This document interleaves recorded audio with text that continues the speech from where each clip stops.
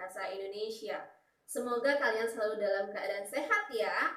Kali ini materi yang akan kita bahas adalah materi struktur negosiasi. Materi kali ini berdasarkan kompetensi dasar 3.11 yaitu menganalisis isi, struktur, dan kebahasaan negosiasi. Akan tetapi, untuk video kali ini yang akan kita bahas hanya struktur negosiasi saja. Untuk ciri kebahasaannya akan kita bahas di video berikutnya.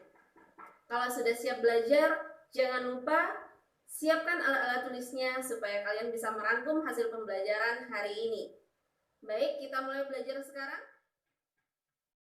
Pada video sebelumnya, kita sudah membahas unsur-unsur negosiasi. Kali ini yang akan kita bahas adalah struktur negosiasi. Kira-kira apa sih kaitan antara unsur negosiasi dan struktur negosiasi? Unsur negosiasi artinya sesuatu yang harus ada di dalam teks negosiasi, tidak boleh tidak ada. Sedangkan struktur negosiasi adalah bagian-bagian di dalam teks negosiasi. Otomatis di dalam struktur negosiasi sudah pasti ada unsur bicara masalah struktur. Jadi ada sebagian dari siswa yang mempertanyakan bahwa ternyata struktur negosiasi itu ada banyak ya.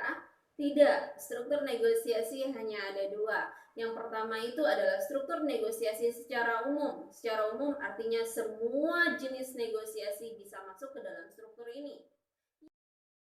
Berikutnya ada struktur jual beli. Jadi struktur jual beli ini hanya diperuntukkan untuk negosiasi yang kaitannya dengan jual beli. Struktur jual beli isinya ada 7. Yang pertama ada orientasi, ada permintaan, ada pemenuhan, ada penawaran, ada persetujuan, ada pembelian, dan terakhir ada penutup.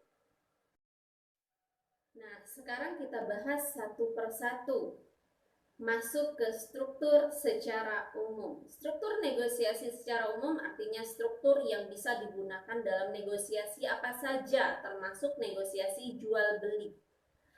Yang pertama, orientasi. Orientasi itu berisi apa? Orientasi itu sama seperti teks yang lain, bagian orientasi ini hanya sebatas basa-basi. Jadi, untuk struktur orientasi boleh ada, boleh tidak. Contohnya seperti apa? Contoh, selamat pagi Pak, permisi Pak, Assalamualaikum Pak. Jadi seperti itu masuk ke dalam orientasi. Sedangkan struktur yang kedua yaitu struktur pengajuan. Pengajuan artinya kita bertanya atau kita menyampaikan apa yang akan kita negosiasikan. Misalnya kalau di dalam jual beli, Pak, telurnya ada? Atau kalau negosiasi yang lainnya, Bu, saya akan pergi ke rumah Andi. Yang ketiga yaitu penawaran. Penawaran bukan sesuatu yang asing lagi untuk kita. Kata penawaran artinya tawar-menawar. Kita menyampaikan, ada yang menyetujui, ada yang tidak setuju, dan akhirnya ada kata sepakat yang nantinya akan masuk ke struktur yang terakhir, yaitu persetujuan. Persetujuan sudah pasti akhir dari negosiasi yang akhirnya tujuannya adalah kesepakatan. Nah, sekarang masuk ke dalam struktur teks negosiasi jual beli. Yang menjadi pertanyaan, apa sih perbedaan negosiasi jual beli dengan negosiasi secara umum?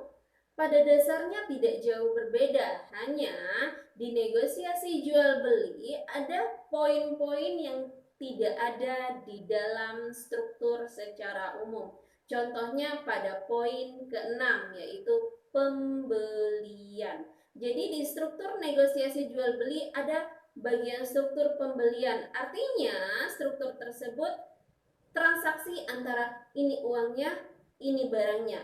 Ini yang membeli, ini yang dibeli.